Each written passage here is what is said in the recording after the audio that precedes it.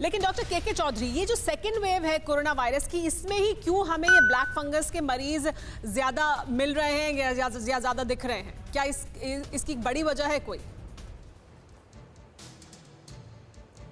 Yes, हाँ, इसकी बड़ी वजह ये हो सकती है कि अभी जिस तरह से बहुत ज़्यादा लोगों को कोरोना हो रहा है, तो उसमें यूज़ जो हो रहा है वो स्टेरॉयड का, तो आईसीयू में रहते हैं या इवन वार्ड्स में रहते हैं और स्टेरॉयड इतना ज़्यादा यूज़ किया जा रहा है, क्योंकि वो एक तरफ तो स्टेरॉयड बहुत ज़रूरी भी है, क्योंकि लंग्स में जो इन्फ्लामेशन रहता है उसको कम करना भी ज़रूरी है, उसके लिए स्टेरॉयड देना भी ज़रूरी है। लेकिन उसके साथ साथ स्टेरॉयड के जो साइड इफ़ेक्ट्स हैं वो अब ज़्यादा दिख रहे हैं, क्योंकि आप बहुत हाई डोज में लंबे टाइम तक स्टेरॉयड बहुत सारे लोगों को दे रहे हैं, तो इम्यूनिटी आपकी एकदम सप्रेस हो जाती है जी। और कुछ इंडिया में वैसे भी डायबिटीज़ के मरीज़ बहुत हैं, तो अब ये क्या हो रहा है कि डायबिटीज़ प्लस स्टेरॉयड ये दोनों मिलके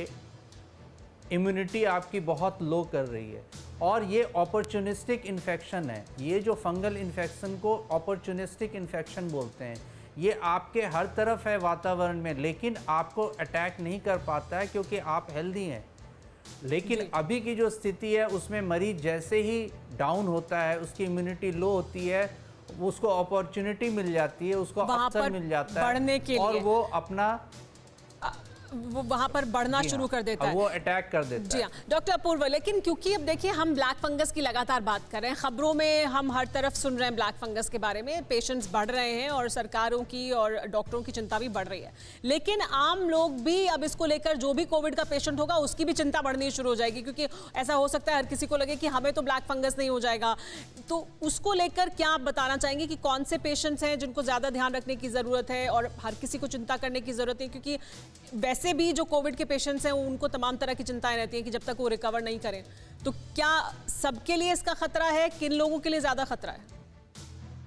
जी देखिए, पहले अभी जैसा डॉक्टर चौधरी ने बताया और डॉक्टर दिनेश ने बताया कि जो पेशेंट हेल्दी लाइफस्टाइल नहीं जी रहे हैं उनको खासकर एक ध्यान रखना है इस चीज का। जो पेशेंट डायबिटिक्स हैं उनको ध्यान रखना है। साथ में जिन पेशेंट्स जो हॉस्पिटलाइज्ड हैं हमारे लंबे समय से, जिनको स्टेरॉइड चल रहा है, जिनको ऑक्सीजन थेरेपी चल रही है, उन सब पेशेंट्स को ध्यान रखना है कि हाँ ये हमारे को ब्लैक फंगस या म्यूकोरमाइकोसिस या एस्परगिलोसिस तो नहीं हो गई है। साथ में एक चीज मैं और कहना चाहूंगा इस समय कि जो हमारे हॉस्पिटल्स हैं उनमें भी जो ऑक्सीजन हम लोग दे रहे हैं वो ह्यूमिडिफाइड ऑक्सीजन देते हैं, यानी कि एक बॉटल से ऑक्सीजन पानी के अंदर डाला जाता है और पानी से ह्यूमिडिफाइड यानी कि पानी लेडन जो ऑक्सीजन है वो हमारा पेशेंट को जाता है।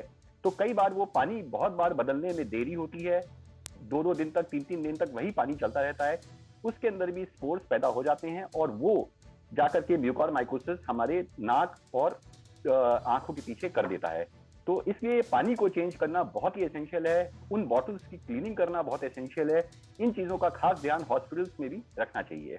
जी हाँ डॉक्टर दिनेश, क्या जो अभी बता रहे थे डॉक्टर अपूर्वा, ये इस वजह से भी हो रहा है जो जिसकी बात उन्होंने की, बॉटल क्लीनिंग हो या आईसीयू में भी क्लीनिंग है, बाकी चीजें, क्योंकि हम ये भी देख रहे हैं कि जो मेडिकल स्टाफ है उसकी हम भारी कमी से जूझ रहे हैं, वो बहुत ओवरबर्डन्ड हैं। वो जितने पेशेंट्स को ट्रीट कर सकते थे या जितने पेशेंट्स उन्हें देखने चाहिए, उनके अंडर में होने चाहिए सुपरविजन में, उससे कहीं ज्यादा पेशेंट्स वो देख रहे हैं। तो क्या वो जिस स्तर की सफाई होनी चाहिए, बॉटल्स का क्लीनिंग है, बाकी तमाम चीजें वो नहीं हो पा रही हैं अभी कोरोना की वजह से?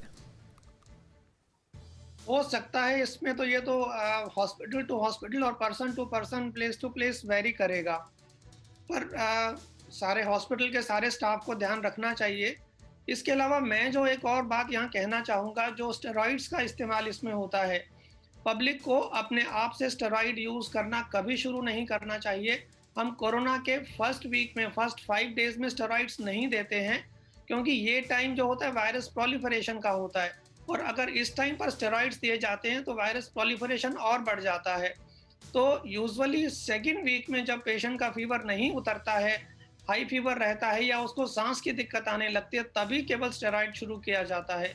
और एक, जैसे पहले भी पैनलिस्ट ने कहा कि स्टेरॉइड का यूज होना, अनकंट्रोल्ड डायबिटीज होना और पुअर लाइफस्टाइल होना, और एक ओबेसिटी एक बहुत बड़ा फैक्टर है इसके अंदर आता है, जो हमारी एक जनरल हेल्थ को अफेक्ट करता है। तो उन सब चीज़ों के ऊपर भी खास करके ध्यान देना चाहिए। जी हाँ। फिक्र आपकी, सोमवार से शुक्रवार रात 9 बजे सिर्फ TV9 भारतवर्ष पर।